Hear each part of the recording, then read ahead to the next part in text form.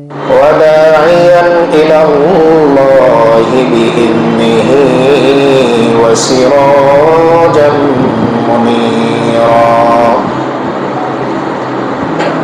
صلى الله تعالى عليه وعلى آله وأصحابه وبارك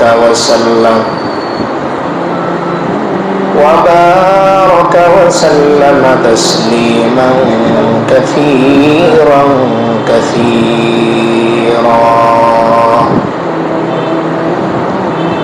أما بعد فأعوذ بالله من الشيطان الرجيم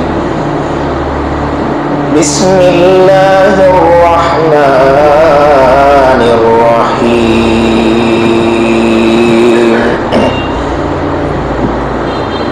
يوم ندعو كل أناس بإمامهم فمن أوتي كتابه بيمينه فأولئك يقرؤون كتابهم ولا يظلمون فتيلا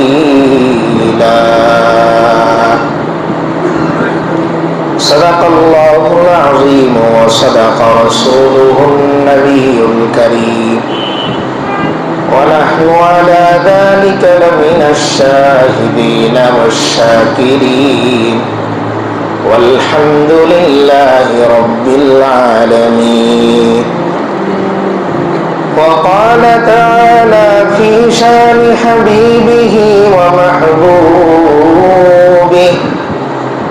إن الله وملائكته يصلون على النبي يا أيها الذين آمنوا صلوا عليه وسلموا تسليما اللهم صل على محمد وعلى آل محمد كما صليت على إبراهيم وعلى آل إبراهيم إنك حميد مجيد اللهم بارك على محمد وعلى آل محمد كما باركت على إبراهيم وعلى آل إبراهيم إنك حميد مجيد محمد نے آکر کفر کو مٹایا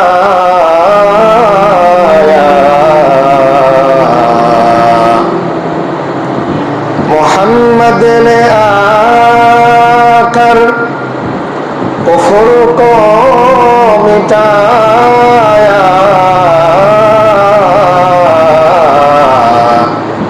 کفر کو مٹا کر صداقت بتایا بلغ العلا بکمالہ کشف الدجى بجمالہ حسنت جميع خصاله صلوا عليه وآله আলহামদুলিল্লাহ মহান রব্বুল ইজ্জতের দরবারে লাখ কোটি শুকরিয়া যে মহান মালিক আমাদেরকে এই প্রচন্ড বৃষ্টির দিনে প্রতিকূল আবহাওয়ার মাঝেও আমাদেরকে মসজিদের সময় মতো এসে বসার তৌফিক দান করেছেন এজন্য সর্বপ্রথম সেই মহান মালিকের দরবারে কালিমাতুশ শুকর আদায় করি জবান খুলে সকলে বলি আলহামদুলিল্লাহ এই যে আজ 4-5 দিন যাবৎ বৃষ্টি হচ্ছে আমাদের যাতায়াত দৈনন্দিন কাজের মধ্যেও কিছুটা বিঘ্নতা ঘটতেছে কিনা কিন্তু বড় অবাক করা বিষয় হলো এই যে 4-5 দিন বৃষ্টি হচ্ছে যানবাহনে চলাচলের সুযোগের মধ্যে ঘাটতি হচ্ছে কমতি হচ্ছে এর মাঝেও গোরস্থানগুলো কি খালি আছে নাকি সেখানে লাশ দাফন করা হচ্ছে? তো এরকমই আমি আর আপনিও একদিন চলে যাব। এরকম বৃষ্টি থাকবে, চলাচলের ব্যবস্থায় অসুবিধা থাকবে, রাস্তাঘাট ভাঙা থাকবে, কাদা থাকবে, কিন্তু আমার আপনার খাটিয়া গোরস্থান পর্যন্ত ঠিকই পৌঁছাবে। এই যে এখনো পর্যন্ত আমার নাম মাইকে ঘোষণা হলো না, এখনো পর্যন্ত যে আমি খাটিয়ায় উঠলাম না, এখনো পর্যন্ত যে আমাকে সামনে রেখে জামাত হলো না, নামাজ হলো না, কেবলমাত্র এতটুকুর শুকরিয়া আজকের এই দিন থেকে নিয়ে কিয়ামত পর্যন্ত পৃথিবীর সকল মানুষ মিলেও যদি আদায় করতে থাকে, তবুও কি হবে না, এই নিয়ামতের শুকরিয়া শেষ হবে না। তো আল্লাহ তাআলার বড় মেহেরবানি যে আমাদেরকে আল্লাহ তাআলা এখনো পর্যন্ত হায়াতে বাঁচিয়ে রেখেছেন। এখনো পর্যন্ত আমি আর আপনি কথা বলতে পারছি, এখনো পর্যন্ত আমি আর আপনি মসজিদ পর্যন্ত আসতে পারতেছি, এটা মেহেরবানি কার? এই জন্য প্রতিটা ভালো কাজেই, ভালো কাজ শুরু করা যেরকম বিসমিল্লাহ বলার মাধ্যমে, শেষ করতে পারার পরে আলহামদুলিল্লাহ বলাও এটা বান্দার উপর হক। আল্লাহ তাআলার শুকরিয়ার মাধ্যমে কাজকে কি করা? শেষ করা। তো যাই হোক, যে আয়াতের তিলাওয়াত আমরা শুনলাম, এই আয়াতকে সামনে রেখে আজকে কিছু কথা আলোচনা করার চেষ্টা করব, যদি আল্লাহ তাআলা তৌফিক দান করে। দুনিয়াতে প্রত্যেক সমাজ ভিত্তিক একটা কমিটি থাকে, মসজিদ ভিত্তিক একটা কমিটি থাকে, দেশ ভিত্তিক একটা বড় কমিটি থাকে, দেশের প্রতিনিধি হিসেবে যাদেরকে ডাকা হয়, মসজিদের প্রতিনিধি হিসেবে যাদেরকে ডাকা হয়, সমাজের প্রতিনিধি হিসেবে যাদেরকে ডাকা হয়।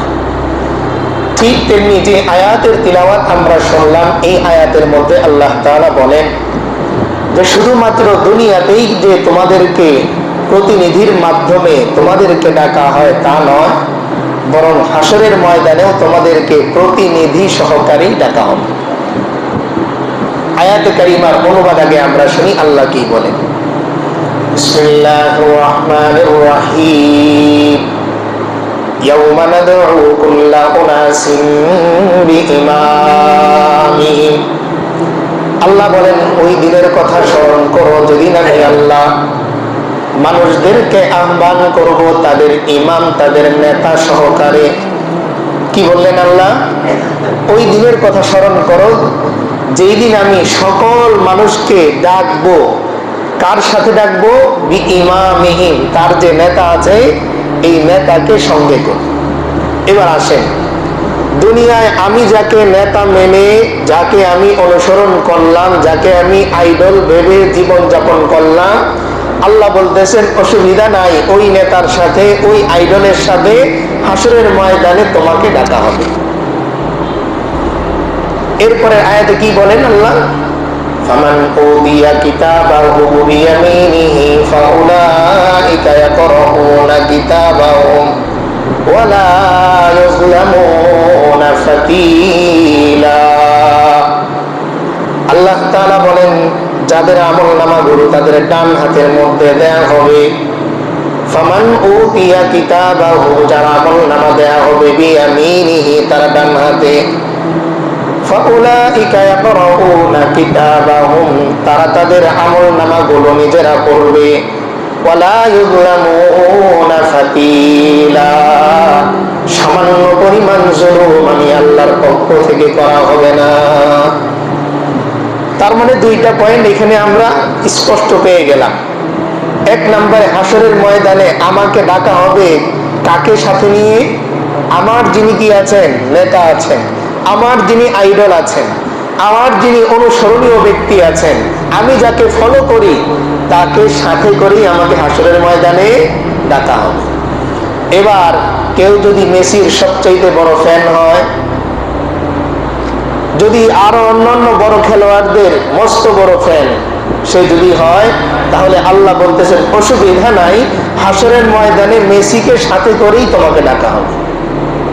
এবার বলেন, হাসরের ময়দানে আল্লাহ না করুক, যদি আমার আপনার নেতা হয় কোনো খ্রিস্টান, কোনো ইহুদি, তো নেতা যেই দিকে, কর্মীরা সেদিকে, যদি তার ব্যাপারে ফয়সালা আল্লাহ করেন জাহান্নাম, তাহলে আমার আর কষ্ট করে আমলনামা দেখাতে হবে না, কারণ আমি ওই নেতারই কর্মী, তার পেছনে আমার ঠিকানাও কোথায়। আর যদি আমার নেতা হয় কোন ইমাম, কোন আলেম, কোন নেককার ব্যক্তি, কোন মুত্তাকি পরহেজগার ব্যক্তি, তাহলে এই আয়াত বলে হাসরের ময়দানে ওই মুত্তাকি নেককার ব্যক্তি যদি আল্লাহর আদালতে জান্নাত পেয়ে যায়, যদি ক্ষমা পেয়ে যায়, তাহলে আমার আমল নামা দেখানোর আগে তার পেছনে পেছনে আমার ঠিকানাও হবে জান্নাত। তার পেছনে আমার ঠিকানা কোথায় হবে? জান্নাত হয়ে যাবে। তাহলে নেতা ঠিক করার আগে আমাকে ভাবতে হবে যে কোন নেতার সাথে আমি হাসরের ময়দানে সাক্ষাৎ করতে চাচ্ছি। এটা হলো 1 নাম্বার বিষয়, আমরা বুঝতে পারলাম। 2 নাম্বার বিষয় হচ্ছে আল্লাহ তাআলা বললেন যাদের আমলনামা ডান হাতে দেয়া হবে, কোন হাতে? ডান হাতে দেয়া হবে, তারা নিজেরাও সেই আমলনামা পড়বে। আল্লাহ বলতেছেন ওয়ালা ইউজলামুনা ফাতিলা, সামান্য পরিমাণ, বিন্দু পরিমাণ, তিল পরিমাণ জুলুম তাদেরকে করা হবে না। তার মানে এখান থেকে আসেন, আমি রাতের অন্ধকারে যে চোখের পানি ফেলি দুনিয়ার কেউ জানে না, আল্লাহ বলেন হাসরের ময়দানে ওই চোখের পানি, এটা তুমি তোমার আমলনামার মধ্যে দেখতে পাবে। আমি যে আমার কোনো একটা দোয়া কবুল না হওয়ার কারণে ভেতর থেকে ভেঙে যাচ্ছি, যেটা আমি কাউকে বোঝাতে পারতেছি না, আল্লাহ বলেন সেটাও তুমি হাসরের ময়দানে তোমার আমলনামায় দেখতে পাবে। চাকরির জন্য আমি যেই পরিশ্রম করেছিলাম, আমি যে নামাজ পড়ে সিজদার মধ্যে কেঁদেছিলাম, আমি যে মোনাজাতের মধ্যে কেঁদেছিলাম, আল্লাহ তাআলা বলতেছেন যে বান্দা এই কান্না, এই নামাজ, এই নোনাজারি, এই সব কিছু তুমি কোথায় পাবে? তোমার ওই আমলনামার নথির মধ্যে তুমি পেয়ে যাবে। দেখেন দুনিয়ায় আমরা যাদেরকে ম্যানেজার রাখি তাদের ভুল হয় না? হয় কি না ভুল? আপনি হোটেলে 500 টাকা দিলেন, বিল হচ্ছে 130 টাকা, অনেক সময় সে ভুলে 470 টাকা দিয়ে দিতেছে। 130 যে সে যে 370 ফেরত দিবে, এটা তার ভুল হচ্ছে। কিন্তু আল্লাহ তাআলা বলেন বান্দা তোমার 2 কাঁধে আমি এমন 2 জন ফেরেশতা নিয়োগ দিয়েছি যারা কোনোদিন ভুল করার কোনো সম্ভাবনাও নাই। তুমি যা ভালো করো তা তারা লেখে, যা মন্দ করো তা তারা লিখে। তুমি দিনের আলোতে যা করো তা তারা লিখে, রাতের অন্ধকারে তুমি যা করো দুনিয়ার কোনো মানুষ জানে না, কিন্তু আমার কাঁধে নিয়োজিত, তোমার জন্য যে নিয়োজিত ফেরেশতা, ওই ফেরেশতা তোমার ওই অন্ধকারের আমলটাও লেখে। কারণ সে কি ফেরেশতা, সে কি ফেরেশতা। আল্লাহ তাআলা বলেন আমার যেরকম কোনো তন্দ্রা নাই, ঝিমুনি নাই, আমার যেরকম কোনো দুর্বলতা নাই, ক্লান্তি নাই, আমি আমার ফেরেশতাদেরকেও নূর দিয়ে তৈরি করেছি। আমার ফেরেশতাদের ঘুম নাই, আমার ফেরেশতাদের ঝিমুনি নাই, ক্লান্তি নাই।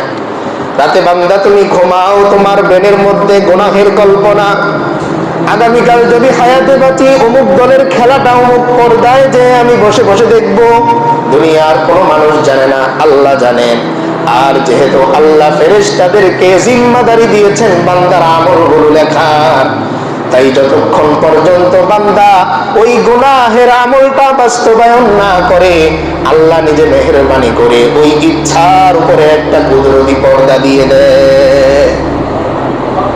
কিন্তু বড় মজার ব্যাপার কি, বান্দা যখন নেক কাজের ইচ্ছা করে, কিসের ইচ্ছা করে? নেক কাজের ইচ্ছা করে, তখন আল্লাহ তাআলা ওই নেক কাজের ইচ্ছাটার কথা ফেরেশতাদেরকে জানিয়ে দেন যে আমার বান্দা কিসের ইচ্ছা করেছে? নেক কাজ। তার মানে আমি মনে মনে নিয়ত করলাম আগামী রবিবার আমি রোজা রাখবো কিংবা সোমবার রোজা রাখবো, এই মুহূর্তে নিয়ত করলাম, আল্লাহ সঙ্গে সঙ্গে ফেরেশতাদেরকে জানিয়ে দেন ও আমার ফেরেশতারা শুনে রাখো, আমার বান্দা সোমবার পর্যন্ত বাঁচবে কি বাঁচবে না এটা বান্দা জানে না, কিন্তু আমি জানি আমার বান্দার হায়াত লেখা রবিবার আসরে সে বিদায় হয়ে যাবে। কিন্তু যেহেতু বান্দার নিয়ত আগামী সোমবার রোজা রাখবে, লেখো ফেরেশতারা লেখো, আমার বান্দার আমলনামায় 10টা কবুল রোজার সওয়াব তোমরা লিখে দাও। কারণ এই নেক আমল যদি আমি সোমবার, যেহেতু আমার হায়াতই নাই, তো আমি করতে পারবো না। তাই আল্লাহ তাআলা বলেন বান্দা তুমি করতে পারো আর না পারো, ভালো কাজে নিয়ত করেছো, সঙ্গে সঙ্গে আল্লাহ তাআলা কি করে দেন? এর সওয়াব তার আমল। কিন্তু আমার বান্দা যখন কোনো বদ কাজের নিয়ত করে, কোনো গুনাহের নিয়ত করে, অমুক গুনাহটা সে করবে, আল্লাহ তাআলা ওই ইচ্ছার উপরে একটা কুদরতি পর্দা দিয়ে দেন। আল্লাহর হাবিব সাল্লাল্লাহু আলাইহি ওয়াসাল্লাম বলেন, যতক্ষণ পর্যন্ত আমার উম্মত ওই গুনাহের কাজটা বাস্তবায়ন না করে, ততক্ষণ পর্যন্ত আমার আল্লাহ ফেরেশতাদেরকেও ওই গুনাহের কথা জানতে দেন না। এটা জানতে দেন না। এজন্য হাদিসে স্পষ্ট আছে যে বান্দা যখন কোনো ভালো কাজের ইচ্ছা করে, করতে পারুক আর না পারুক, ইচ্ছা করার সঙ্গে সঙ্গে 10টা নেকি তার আমলনামায় লেখা। কিন্তু আমার আপনার অসুবিধাটা কোথায়? ভালো কাজের নিয়ত আমরা করি না, নিয়ত করি খারাপ কাজে, যে আরেকবার যদি আমার সুযোগ আসে, আমারে থাপ্পড় দিলা তো এটার কুশল আমি ওঠাবো, এটার আমি নিয়ত করি। কিন্তু এটা আমি নিয়ত করি না যে তুমি আমাকে থাপ্পড় দিয়েছো তো আরেকদিন আমার সুযোগ আসলে আমি তোমাকে মাফ করে দিব। আল্লাহর হাবিব সাল্লাল্লাহু আলাইহি ওয়াসাল্লামকে আল্লাহ তাআলা প্রশংসা করতেছেন, ওয়ালাউ কুনতা ফাজ্জান গালিযাল কলবি লানফাদ্দু মিন হাওলিক। ও আমার হাবিব, আপনি যদি রুক্ষ মনা হতেন, আপনার হৃদয় যদি কঠোর হতো, ক্ষমা করার গুণ যদি আপনার মধ্যে না থাকতো, মক্কার কাফের মুশরিকরা কোনদিন আপনার আশপাশে আসার সুযোগ পেত না। কারণ আল্লাহর হাবিব সাল্লাল্লাহু আলাইহি ওয়াসাল্লামের সাথে সর্বদা আল্লাহ তাআলার রহমত বাহ্যিকভাবেই থাকতো। বলেন না সুবহানাল্লাহ। এই জন্য সাহাবায়ে কেরাম বলেন, আমরা যখন তাকাতাম রোদের মধ্যে আল্লাহর হাবিব হাঁটেন, উপরে দৃষ্টি দিলে দেখতাম আসমান থেকে একটা মেঘের খণ্ড আল্লাহর হাবিবকে ছায়া দিচ্ছে। আমরা রোদে পড়ি কিন্তু আমাদের রাসূল রোদে পড়েন না। বাহ্যিকভাবেই রহমত আল্লাহর ওনার সাথে থাকবে। তিনি যদি শুধু একটু কঠোর হতেন, মক্কার কোনো কাফের, কোনো মুশরিক ইসলামের ঘ্রাণও পেত না। শুধুমাত্র কেন পেলেন? যে তিনি কোমল মনা, তিনি মাফ করতে জানেন। যাদের ব্যাপারে তিনি বলে দিলেন যে এরা যদি কাবা শরীফের গিলাফ ধরেও থাকে, এরপরেও হত্যা করবে, তাদেরকেও তিনি কি করে দিচ্ছেন? মাফ করে দিচ্ছেন। হযরত ওয়াহশী রাদিয়াল্লাহু তাআলা নিকাব করে আসলেন। আল্লাহর হাবিব সাল্লাল্লাহু আলাইহি ওয়াসাল্লাম এমন যে আবু জাহেল পাথরখণ্ড নিয়ে এসেছে। কি নিয়ে এসেছে? পাথরখণ্ড। এসে বলতেছে, ইয়া রাসূলুল্লাহ, আপনি যদি বলতে পারেন আমার এই হাতের মুঠের মধ্যে কি, তাহলে আমি ইসলাম গ্রহণ করব। এবার আল্লাহর হাবিব সাল্লাল্লাহু আলাইহি ওয়াসাল্লাম বলতেছেন, আবু জাহেল, আমি যদি না বলে তোমার হাতের মুঠের মধ্যে যা আছে এটাই যদি বলে দেয় আমি কে, তাহলে কি তুমি মানবে? আবু জাহেল বলতেছে, তাহলে তো আরো আগেই মানবো, আমি চাচ্ছি আপনি বলতে পারেন কিনা। আর ওই দিক দিয়ে আল্লাহর হাবিব সাল্লাল্লাহু আলাইহি ওয়াসাল্লাম বলতেছেন যে